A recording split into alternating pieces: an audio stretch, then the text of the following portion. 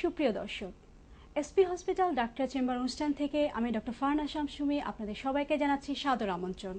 কেমন আছেন আপনারা? আশা করি ভালো আছেন। আমাদের আজকের বিষয় অপারেশনবিহীন হাঁটু ও কোমরে ব্যথার চিকিৎসা। আর এই বিষয়ে ফোন করতে আপনারা আমাদের টিভি স্ক্রলে দেওয়া ফোন নম্বরে ফোন করতে পারেন। দর্শক, আমাদের আজকে স্টুডিওতে উপস্থিত আছেন আমাদের প্রিয় মুখ, বাত ব্যথা, প্যারালাইসিস এবং বিশিষ্ট ফিজিওথেরাপি বিশেষজ্ঞ ডক্টর এস চক্রবর্তী। আসলে আমরা তার সাথে কথা বলি। স্যার, কেমন আছেন আপনি? জি ভালো, আপনি কেমন আছেন? জি স্যার, ভালো আছি। স্যার, আমরা অপারেশনবিহীন চিকিৎসার কথা বলি, হাঁটু ও কোমরে ব্যথার কথা বলি, তা আমরা কিভাবে চিকিৎসা করতে পারি? ধন্যবাদ আপনাকে, খুব সুন্দর একটা কোশ্চেন। আসলে কোমরে কোনো সমস্যা হলেই সবার মাথায় আগে আসে অপারেশন লাগবে কিনা। কোমরে আসলে ব্যথা কেন হয় সেটা যদি আমরা একবার বিবেচনা করি, যে আমরা বলি যে সাধারণত দুইটা কারণে কোমর ব্যথা আসে, একটা হচ্ছে মেকানিক্যাল ব্যাক পেন, একটা প্যাথোলজিক্যাল ব্যাক পেন। সো আমরা যে পেশেন্টগুলো পেয়ে থাকি তার অলমোস্ট 95 বা প্লাস আরও পেশেন্ট যারা আছে তারা সবাই মেকানিক্যাল ব্যাক পেনে আক্রান্ত। আর 5% বা আরো কম, 2%, 1% এরকম লেভেল, খুবই কম সামান্য কম পেশেন্ট যারা আছেন তারা প্যাথোলজিক্যাল পেইনে আক্রান্ত। যেটা প্যাথোলজি হচ্ছে সেখানে কোনো ইনফেকশন, যেমন বোন টিবি, বোন টিউমার, বোন ক্যান্সার, এখান থেকেও কিন্তু কোমর ব্যথা হতে পারে। অনেকে চিন্তা করে কোমরে আবার ক্যান্সার হতে পারে কিনা, না, কোমরও ক্যান্সার থেকেও ব্যথা হতে পারে। তো আমরা যেটা সবচেয়ে বেশি রোগী পেয়ে থাকি সেটা হচ্ছে mechanical PLID, prolapse lumbar intervertebral disc, যেটা আমাদের কাজের মাধ্যমে আমরা যে কাজ করতে গিয়ে ভুল মুভমেন্ট করি সেখান থেকে এই ইনজুরিটা আমাদের হচ্ছে। এটা মেকানিক্যাল, এটা জাস্ট অ্যাক্সিডেন্ট থেকে হচ্ছে। যেমন আমরা সামনে ঝুঁকে কোনো কাজ করতে গেলাম, তখন আমার কোমরটা খুব বাঁকা হচ্ছে এবং এখানে একটা ইলাস্টিসিটি থাকে আমাদের কোমরে।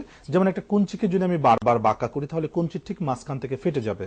সো আমাদের মাথা থেকে পা ঠিক মিডিলটা হচ্ছে আমাদের কোমরের লাম্বার রিজন, L4-5-5S1, এই রিজনটা হচ্ছে আমাদের মিডিল। সো আমরা যখন সামনে ঝুঁকে কোনো কিছু উঠাইতে যাচ্ছি তখন ঠিক ওই জায়গাটা প্রচন্ড পরিমাণে একটা স্ট্রেচিং হচ্ছে। সেখান থেকে ওই জয়েন্ট আস্তে আস্তে যখনই তার স্ট্রেচিং এর পার্সেন্টেজ খুব বেশি হয়ে যায় তখন জয়েন্টগুলো ফেটে যাচ্ছে, সফট টিস্যুগুলো ছিঁড়ে যাচ্ছে, ছিঁড়ে গিয়ে যে ভার্টিব্রাল জয়েন্ট থাকে, ভার্টিব্রা এবং ডিস্ক দিয়ে যে জয়েন্ট আটকানো থাকে, জয়েন্টটা ফেটে যাচ্ছে, ফেটে গিয়ে ডিস্ক প্রোলাপস হচ্ছে। এই ডিস্ক প্রোলাপসে তখন নার্ভে ব্যথা করে, নার্ভে আঘাত করে এবং এখান থেকেই কোমর ব্যথা হচ্ছে। এটাকে আমরা বলি পিএলআইডি বা স্লিপ ডিস্ক। এটা অনেকে অপারেশন করতে চায়। এটা আমরা আসলে অপারেশন কখন করি? যখন কোনো পেশেন্ট প্যারালাইসিস হয়ে যাচ্ছে, নিউরোলজিক্যাল কোনো ডিফর্মিটি, যেমন প্যারালাইসিস হতে পারে, ব্লাডার ইনকন্টিনেন্স, প্রস্রাব ধরে রাখতে পারে না অথবা প্রস্রাব লক হয়ে গেছে, আটকে গিয়েছে, তখন আমরা অপারেশন করি। তো সেটার পার্সেন্টেজ খুবই কম। বাদ বাকি সবে আমরা অপারেশন ছাড়া চিকিৎসা করতে পারি, যেটা ফিজিওথেরাপির মাধ্যমে। অনেকে ফিজিওথেরাপি নেয়, মুভমেন্ট করে, বলে ফিজিওথেরাপি ভালো হচ্ছে না, তখন অপারেশনে যায়। অ্যাকচুয়ালি প্রপার ফিজিওথেরাপি নিলে আমরা যেটা বলি 99% পেশেন্ট ভালো করা সম্ভব উইদাউট সার্জারিতে। সো আমরা যদি প্রপার ফিজিওথেরাপি কিভাবে পাবো সেটা জানতে পারি, তাহলেই কিন্তু সম্ভব এই অপারেশন থেকে মুক্তি পাওয়া, এবং অপারেশন ছাড়া আমরা কোমর ব্যথা অলমোস্ট 99% পেশেন্টকে আমরা সুন্দরভাবে সুস্থ করতে পারবো। আচ্ছা, এই ফিজিওথেরাপি ছাড়া আমরা গরম পানি শেক এগুলো দিয়ে দিচ্ছি আমরা, সেটা জানি কি ব্যথা কমে? অ্যাকচুয়ালি গরম পানি শেক ব্যথা কমানো, আসলে আমরা ব্যথা নিয়ে যদি আমরা চিন্তা করি আগেই, তাহলে ব্যথা কিন্তু আমাদের বন্ধু, ব্যথা কিন্তু শত্রু না। তো এটা অনেকেই চিন্তা করে ব্যথা আবার বন্ধু হয় কি করে। আসলে ব্যথা না থাকলে আমরা কেউ বাঁচতাম না। যদি পেইন না, সেন্স না থাকে, সেখানে কিন্তু পেইন থাকবে না। তো যার জন্য আমরা ব্যথাকে না মারার চিন্তা করে যে গরম পানি দিয়ে ব্যথাকে আমি কমাচ্ছি, কিন্তু আসলে ব্যথার রুটটা কোথায়, ব্যথার সৃষ্টিটা কোথায়, সেই কারণটা কোথায়, সেই কারণটাকে আমাদের নির্ণয় করতে হবে। এই জন্য গরম পানি শেক দিচ্ছি, ব্যথার ওষুধ খাচ্ছি, ব্যথা কমে যাচ্ছে। এটা দিয়ে ব্যথা কমাইলে এক সময় হতে পারে কি, কোমর ব্যথা থেকে আমরা সবসময় বলি কোমর ব্যথা থেকে একটা মানুষের মৃত্যু হতে পারে, কোমর ব্যথা থেকে প্যারালাইসিস হয়ে যেতে পারে। সো এই যে ব্যথার কারণটা কি, কারণ যদি নির্ণয় করা না যায় তাহলে কিন্তু তার মৃত্যু হতে পারে অথবা প্যারালাইসিস হতে পারে। এই জন্য সর্বপ্রথম ব্যথার কারণটা নির্ণয় করতে হবে। গরম পানি শেক দিয়ে আরাম পাওয়া বা ব্যথার ওষুধ খেয়ে ব্যথাটাকে কমানো, এটা কিন্তু মোটেই উচিত নয়। আমাদেরকে আগে কারণটাকে নির্ণয় করতে হবে, যে ব্যথার, প্রত্যেকটা কোমর ব্যথা রোগীর তাদের জানতে হবে আমার কোমরে যদি কখনো একটু ব্যথা হয় অবশ্যই একটা এক্সরে করে আমাকে জানতে হবে যে সেখানে কোনো ইনফেকশন আছে কিনা, বোন টিবি আছে কিনা, টিউমার আছে কিনা, অনেক কিছুই থাকতে পারে। এমন সময় আমরা ধরতে পারলাম যখন তার মৃত্যু হয়ে যেতে পারে, তখন খারাপের দিকে চলে যেতে পারে। এই জন্য প্রত্যেকটা কোমর ব্যথা রোগী, ঘাড় ব্যথা রোগী, হাঁটু ব্যথা রোগী, তাদের সব অলওয়েজ সতর্ক থাকা উচিত। তাদেরকে জানতে হবে যে তাদের কোনো ইনফেকশন আছে কিনা। না জেনে আগেই ব্যথার জন্য গরম পানি শেক দেওয়া, ব্যথার ওষুধকে ব্যথাকে মেরে ফেলা, এগুলো মোটেই উচিত নয়। তাহলে আমাদের প্রতিনিয়ত ব্যথার জন্য, যদি ব্যথা অনেকদিন কন্টিনিউ করে, তখন অবশ্যই আমাদের ডাক্তারের পরামর্শ নেওয়া উচিত। ব্যথা হলে তো অবশ্যই ডাক্তারের পরামর্শ নেওয়া উচিত। এবং সর্বপ্রথম যে ব্যথা, আমাদের কাছে অনেক রোগী আসে যারা 8 বছর 10 বছর ব্যথায় আক্রান্ত, 20 বছর 25 বছরের রোগী আসে ব্যথায় আক্রান্ত, কিন্তু 25 বছর হয়ে গেছে ব্যথার এক্সাক্ট কারণটাই তারা এখন পর্যন্ত জানতে পারে নাই, যার কারণে কিন্তু ব্যথা ভালো হচ্ছে না। তো ব্যথার কারণ যদি না জানা যায় ব্যথা কিন্তু কখনোই ভালো হবে না। তো এই জন্য যেটা যে ব্যথা রোগীদের রাইট আছে, তাদের জানার অধিকার আছে যে কেন ব্যথা হচ্ছে। অনেকেই বলতে চায় না, অনেক মানে চিকিৎসকই আছে যে রোগী ব্যথা কেন হচ্ছে সেটা বলবে না, ব্যথার জন্য আসলো একটু ওষুধ দিয়ে দিল, ব্যথার ওষুধ খেলো, বাস এইভাবে চলছে। বা দোকানে গিয়ে রোগীরা পেশেন্ট ওষুধ কিনে খাচ্ছে। ফোনটা নিয়ে নেই। দর্শক, আসসালামু আলাইকুম। ওয়ালাইকুম সালাম। আপনার পরিচয় দিয়ে আমাদের আমি প্রশ্নটি কিশোর করুন। বস্তি, আমি বাসার কিশোর বস্তি বলছি। জি বলুন, প্রশ্নটি করুন। যে আমি স্যারের সাথে কথা বলতে চাই। জি বলুন, আমরা শুনতে পাচ্ছি। যে আমি একজন মেডিকেল এমপিও। জি জি। তো স্যার আমি অনেকদিন যাবত চেষ্টা করতেছি আপনার সাথে কথা বলার জন্য আর কি। আচ্ছা আচ্ছা। তো আজকে লাইনটা পাইলাম, জি। এজন্য আপনাকে ধন্যবাদ। আসলে আমাদের অনেক ফোন আসে তো, এবং প্রচুর দর্শকরা ফোন করেন, যার জন্য সবার কপালে আসলে হয় না। সমস্যা হচ্ছে হ্যাঁ। আমার কোমরে বাম পাশে জি জি। ব্যথা থাকে। তো আমি একজন অর্থোপেডিক্স এর ওনার কাছে এক্সরে করাইলাম, তারপর ব্লাড চেক করাইলাম। উনি বললো যে কোমর ধরে আছে। আচ্ছা।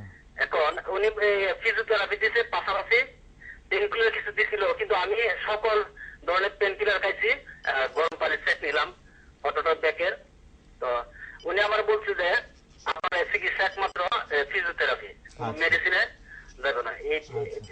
এই বিষয়টা স্যার। আপনার ব্যথা কেন হচ্ছে আপনি কি জানেন? কারণটা জানেন?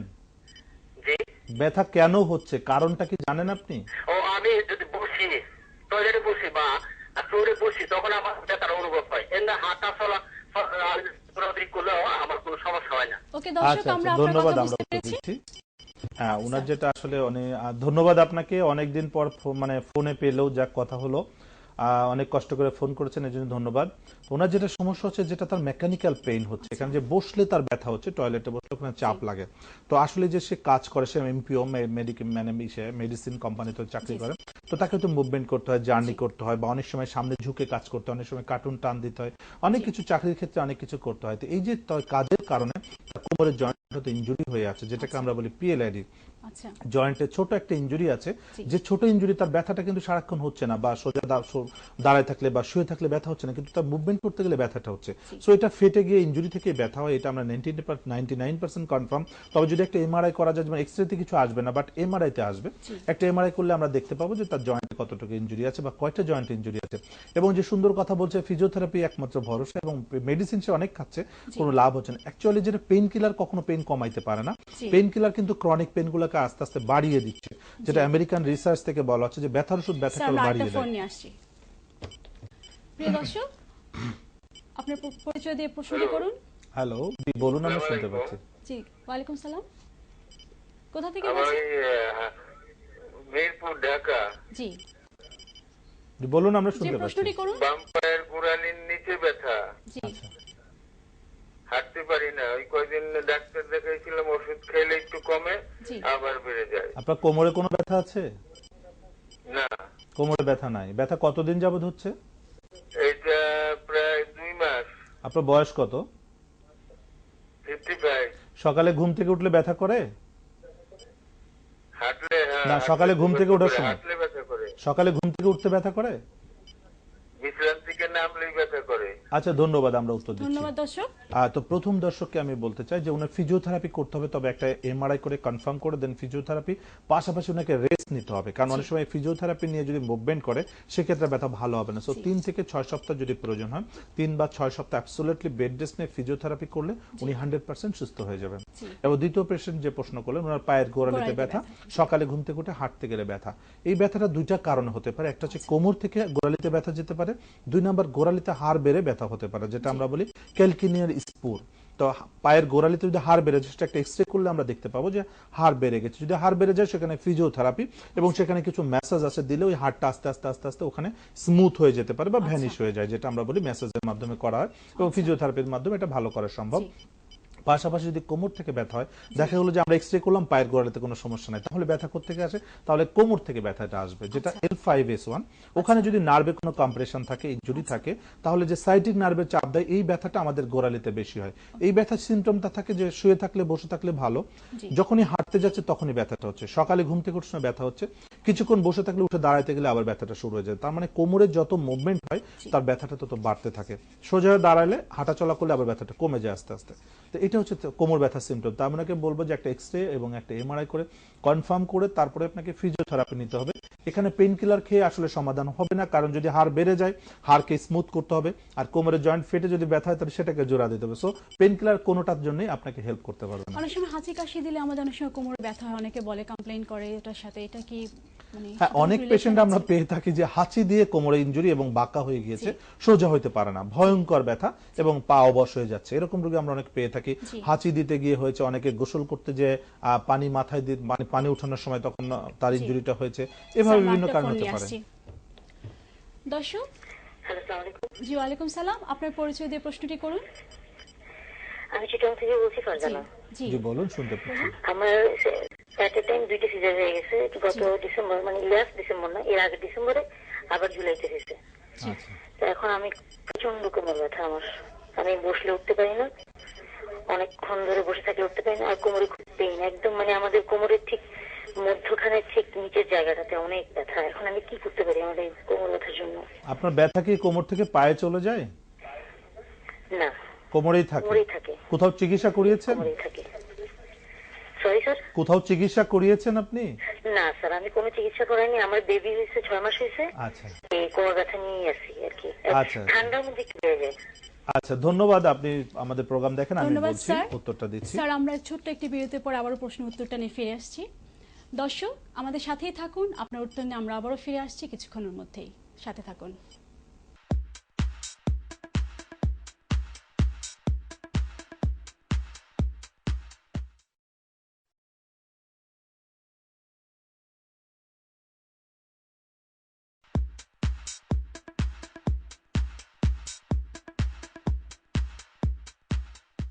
দর্শক, বিরতির পর আপনাদের সবাইকে আবারও আমন্ত্রণ ডাক্তার চেম্বার অনুষ্ঠানে। স্যার, আমরা বিরতির আগে একটু প্রশ্ন ছিলাম, তার উত্তরটা স্যার আমাদের জি, আলোচনা আমাদের এক ভদ্র মহিলা ফোন করেছিলেন চিটং থেকে। স্যার, একটা ফোন এসছে। দর্শক, হ্যালো, আসসালামু আলাইকুম। ওয়ালাইকুম সালাম। হ্যালো, দর্শক, আপনার পরিচয় দিন, প্রশ্নটি আমি কথা শুনতে পাচ্ছি না। জি, আপনার টেলিফোনে টিভির সাউন্ডটা একটু বাড়িয়ে নিন, তাহলে শুনতে পাবেন। শুনতে পাচ্ছেন এখন? টিভি সাউন্ড বন্ধ করলে শুনতে পাবেন না। জি, বলুন আপনার এবার। প্রশ্নটি করুন। আমার নাম হচ্ছে আসমাউল হোসনা, আমি জুয়ান থেকে ফোন দিয়েছি। জি আমার এজ 22। জি জি। আর আমি বাসাতে মোটামুটি রান্না বান্নার কাজ টাজ করি এবং ভার্সিটিতেও যাই। তো যখন দেখা যাচ্ছে যে আমি কাজ করতেছি, বাসায় উঠা বসা করে, তখন হাঁটুতে প্রবলেম, কিংবা ভার্সিটিতে যখন আমি রিক্সায় আসা যাওয়া করি, তখন প্রায় 1 ঘন্টার মতো সময় লাগে আমার ভার্সিটিতে যেতে বা আসতে, তখন আমার হাঁটুতে প্রবলেম করতেছে, হাঁটুতে ব্যথা করতেছে। আর কোথাও কোনো ব্যথা নাই, কোমরে বা অন্য কোথাও? কোমরে খুব কম, কিন্তু আচ্ছা, আচ্ছা। হাঁটুতে ব্যথাটা বেশি। আচ্ছা, ধন্যবাদ। ধন্যবাদ দর্শক আপনাকে। ধন্যবাদ। যে প্রথম প্রশ্নটা দিয়ে যে বিরতির আগে যে জি, ভদ্রমহিলা ফোন করেছিলেন, ওনার কোমর ব্যথা সিজারের পরে ব্যথা হচ্ছে, যেটা আসলে সিজারের সময় অনেক সময় কোমরে প্রেশার পড়ে, বা বেবি যখন বড় হতে থাকে তখন কোমরে একটা প্রেশার পড়ে, এবং সিজারের পরে অনেকেরই কোমর ব্যথা হয়। তার কারণ হচ্ছে PLID, prolapse lumbar intervertebral disc, যেটা আমাদের কোমরে যে ভার্টিব্রাগুলো থাকে লাম্বার 1 এ, লাম্বার রিজনে, ওখান থেকে জয়েন্টটা ফেটে মাংসটা বেরিয়ে যায়। তো সেটা আস্তে আস্তে একটু একটু করে বের হয়, তখন হাঁটা চলা যদি বাড়িয়ে দেয় এবং সামনে ঝুঁকে কাজ করে, দিন দিন এটা বড় হতে থাকে, ব্যথা কোমর থেকে পায়ে চলে যায়, কখনো কখনো পা প্যারালাইসিস হয়ে যেতে পারে। সো আমি ওনাকে সাজেস্ট করবো যে এখানে আপনাকে একটু ফিজিওথেরাপি নিতে হবে, যেহেতু বেবি আছে, সে ব্রেস্ট ফিডিং করতে পারে। সো সেই ক্ষেত্রে পেইন কিলার এখানে প্রযোজ্য না, পেইন কিলার খেলে সাইড এফেক্ট হতে পারে, বা স্টেরয়েড জাতীয় কোনো ওষুধ এখানে ইউজ করা যাবে না। এখানে ফিজিওথেরাপি সবচেয়ে সেফটি। তো আমি ওনাকে সাজেস্ট করবো যে আপনি একজন ফিজিওথেরাপি কনসালটেন্টের পরামর্শ অনুযায়ী আপনি ফিজিওথেরাপি নেন, কিছু এক্সারসাইজ শিখে নিতে হবে, তবে কেয়ারফুলি, কারণ যেহেতু সিজার করা আছে, সো আপনাকে সাবধানে ফিজিওথেরাপি নিতে হবে। অবশ্যই কোনো স্পেশালিস্ট দিয়ে ফিজিওথেরাপি নিতে হবে, না হলে আবার সিজারে উল্টা রিয়াকশন হতে পারে, অনেক সময় সেলাই ফেটে যেতে পারে। সো আপনাকে অবশ্যই কোনো স্পেশালিস্টের পরামর্শ অনুযায়ী ফিজিওথেরাপি নিতে হবে। পরবর্তী যে প্রশ্নটা করেছেন, উনি 22 বছরের একটা মেয়ে, যে ইউনিভার্সিটি থেকে 1 ঘন্টা যাতায়াত করতে থাকে, হাঁটুতে ব্যথা অনেকক্ষণ হাঁটাচলা করলে। আসলে আমাদের দেশে এখন অনেকে যেটা আছে, ছেলেমেয়েরা ইউনিভার্সিটিতে পড়াশোনা করে, এদের ফিজিক্যাল এক্সারসাইজ খুব কম, ফিজিক্যাল মুভমেন্ট নাই, হয়তো বাসায় কাজ করছে, ইউনিভার্সিটি যাচ্ছে, কিন্তু যে ফিজিক্যাল এক্সারসাইজের দরকার আছে, মাসেল তারা উইক থাকে। তো মাসেল উইক থাকলে আপনি যখন 1 ঘন্টা হাঁটবেন তখন হাঁটুর মধ্যে একটা প্রেশার পড়তে থাকে এবং সেখানে হাঁটু ইনজুরি হতে পারে, সেখান থেকে তার ব্যথাটা হতে পারে। এটা যেটা আমরা মেকানিক্যালি ঘটতে পারে। সো আমি ওকে সাজেস্ট করবো যে একটু এক্সরে করে হাঁটুটা দেখে নিয়ে আপনাকে ফিজিওথেরাপি নিয়ে আপনার বডি ফিটনেস আনতে হবে, মাসেলকে স্ট্রং করতে হবে। কারণ আগের দিনে কিন্তু অনেকে হাঁটতো, ঘন্টার পর ঘন্টা হাঁটতো, অনেক দূর দূরান্তে হেঁটে যেতে হতো। কিন্তু এখন হয়ে গেছে যে ঘর থেকে বের হলে রিক্সা বা ঘর থেকে বের হলে লিফট, সেখান থেকে গাড়ি। তো আমাদের হাঁটার কোনো প্রয়োজনই নাই, যার জন্য আমরা আস্তে আস্তে অলস হয়ে যাচ্ছি এবং ফিজিক্যালি আমরা আনফিট হয়ে যাচ্ছি। হয়তোবা আমরা মোটা হয়ে যাচ্ছি, মাসেল উইক হয়ে যাচ্ছে। তো বডির যে আমাদের ওয়েট, সেই ওয়েটটাকে আমরা মেনটেন করতে পারি না। হ্যালো দর্শক, জি ওয়ালাইকুম সালাম, আপনার নাম বলে প্রশ্নটি করুন। জি, আমার নাম নাইম, আমি বরিশাল থেকে বলছি। জি, ডাক্তার সাহেব কথা আমার বলুন। কোমরে এবং হাঁটুতে জি জি জি প্রচন্ড ব্যথা। আমার বয়স 42 বছর। আমি বরিশাল শেরেবাংলা মেডিকেলে ডাক্তার দেখাইছি। আচ্ছা ওইখানে এক্সরে করানোর পর আমার বলছে মেরুদণ্ডের হাড় একটু বড় হয়ে গেছে। আচ্ছা কিন্তু আমি এই ফিজিওথেরাপি এই 2 বারে 7 দিন করে দিয়েছি। আর আমার ব্যথাও কমতেছে না এবং নিতেও পারি না, ব্যথাও কমে না। আচ্ছা, আপনার ব্যথা কি পায়ে চলে যায়? আমার হাঁটুতেও ব্যথা এবং কোমরেও ব্যথা। পায়ের দিকে চলে যায়, হাঁটুর নিচে মাসেলের মধ্যে ব্যথা না, চলে? পায়ের দিকে যায় না। হাঁটুতে এবং কোমরে ব্যথা। ধন্যবাদ, আমরা উত্তর ধন্যবাদ দিচ্ছি, দর্শক। প্রোগ্রাম দেখতে থাকুন। যেটা ওনার হচ্ছে যে বলেছে হাড় বেড়ে গিয়েছে, অ্যাকচুয়ালি হাড় বেড়ে যাও এটা কোনো সমস্যা না। ওনার যেটা আছে তার জয়েন্ট ফেটে মাংস বের হয়ে যেতে পারে। হাড় বেড়ে যেটা অস্টিওফাইটস হতে পারে। তো অস্টিওফাইটস এর জন্য সাধারণত ব্যথা খুব কমই হয়। তো যেটা হয় আমাদের ম্যাক্সিমাম রোগী, যেটা আমি আগেই বলেছি, 95% কোমর ব্যথা রোগী আমরা পেয়ে থাকি পিএলআইডির কারণে, প্রোলাপস লাম্বার ইন্টারভার্টেব্রাল ডিস্ক। এটা থেকে কোমরে ব্যথা হয়, ব্যথা থেকে নিচের পোর্শনটা উইক হতে থাকে, মাসেল দুর্বল হয়ে যাচ্ছে, তখন বডির ওজনটা বেড়ে যায় এবং এই সময়টা হাঁটুর মধ্যে একটা প্রেশার পড়ে হাঁটু ব্যথা বেড়ে যাচ্ছে। কারণ হাঁটুর মধ্যে যে কার্টিলেজ থাকে, এই কার্টিলেজটা আবার ইনজুরি হয়ে যাচ্ছে। কার্টিলেজ ইনজুরি তখন হাঁটু ব্যথা হচ্ছে, মানে আর্থাইটিস ডেভেলপ করছে, এটা আমাদের ট্রমাটিক আর্থাইটিস। উনি ফিজিওথেরাপি নিচ্ছে, ভালো হচ্ছে না, আসলে ফিজিওথেরাপি নেওয়াটাই তার হচ্ছে না, প্রপার ফিজিওথেরাপি নিতে হবে। তো তার আগে যেটা ওনাকে একটা এমআরআই করে দেখতে হবে যে তার ডিস্ক প্রলাপস আছে কিনা, কতগুলো আছে, বা আদার্স কোনো প্রবলেম আছে কিনা।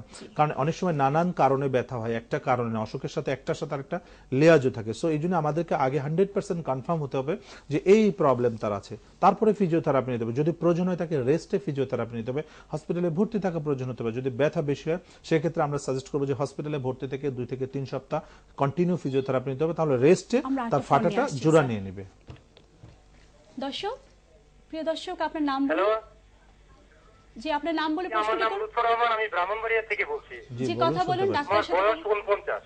জি তো আমি একটা বিষয় জানতে চাচ্ছি, আমার ওই মইনুজ্জামান ফিজিক্যাল মেডিসিনের প্রফেসর, জি পিজির ডিপার্টমেন্ট হেড আর কি ট্রিটমেন্টের, ওনার কাছে আমি চিকিৎসা করেছিলাম। তো আমার ওই এমআরআই করার পরে কোমর ব্যথার জন্য আর কি, দীর্ঘদিন কোমর ব্যথা ছিল প্রায় 10-15 বছর। ওই এরপর ওই এমআরআই রিপোর্টে আসছে যে ডিজেনারেটিভ ডিস্ক ডিজিজ, আচ্ছা আচ্ছা, ওই ন্যারোইং এট নাম্বার 1 2 3 4 4 5 লেভেল, এরকম আচ্ছা, একটা ইয়ে আসছিল। জি জি জি তো এরপরে ফিজিওথেরাপি করেছিলাম, পেন কিলার জাতীয় ওষুধ খেয়েছি। জি তো আমার হয়েছে কি, গত 2 বছর যাবত ওই ক্রনিক আলসার আগে থেকে ছিল, গত 2 বছরে সিভিয়ার হওয়ার কারণে অনেকবার ডিসেন্ট্রি, ডায়রিয়া হয়েছে। তো এটার প্রেক্ষিতে আমার ওজন কমে 72 কেজি জায়গায় 58 কেজি হয়ে গেছে, প্রায় 14 কেজি ওজন কমেছে। আচ্ছা অনেক শুকিয়ে গেছি এবং ওই ওই পেটে যে একটা মানে ওই তরমুজ টাইপের একটা ইয়ে ছিল, হাত পা তো চিকন আগের মতোই, কিন্তু ভুঁড়ি আর কি পেটে। দর্শক, আমরা বুঝতে পেরেছি প্রশ্নটা। ধন্যবাদ আপনাকে। আসলে অনেক সময় নিয়ে কথা বললে আসলে আমাদের জন্য একটু ডিফিকাল্ট হয়ে যায়। তো যতটুকু আমি বুঝতে পেরেছি যে আপনার লাম্বার রিজনে কতগুলো মাল্টিপল জয়েন্ট ইনজুরি আছে, আপনি ফিজিওথেরাপি নিয়েছেন, তারপরেও হয়তো ভালো হচ্ছে না, ব্যথা ওষুধ খেতে পারবেন না কারণ আপনার ক্রনিক আলসারের প্রবলেম আছে। আসলে আমি সবসময় বলে থাকি যে কোমর ব্যথার জন্য ব্যথার ওষুধ আপনাকে কোনো হেল্পই করতে পারবে না, ভালোই করতে পারবে না। ফিজিওথেরাপি পারবে একমাত্র ভালো করতে, কারণ ফিজিওথেরাপিটা আপনাকে প্রপার নিতে হবে।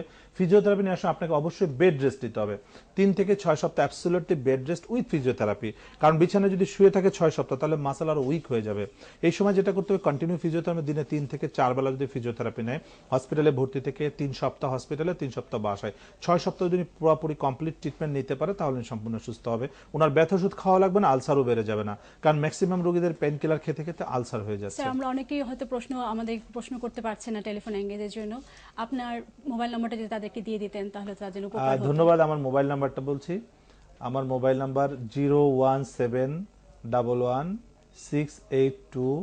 01711। আমি আরেকবার বলি 01711682771। এই নম্বরে ফোন করলে আমার সঙ্গে যোগাযোগ করা যাবে। স্যার আমরা এখন বিদায়তে চলে যাব। দর্শক, আমরা অনুষ্ঠানের একেবারে শেষ পর্যায়ে চলে এসেছি। আজ আমাদের সাথে থাকার জন্য আপনাদের সবাইকে অনেক ধন্যবাদ। আমাদের আজকের এই অনুষ্ঠানটি আজ মধ্যরাত পুনঃপ্রচার করা হবে 2:50 মিনিটে। সবাই ভালো থাকুন, সুস্থ থাকুন, আল্লাহ হাফেজ।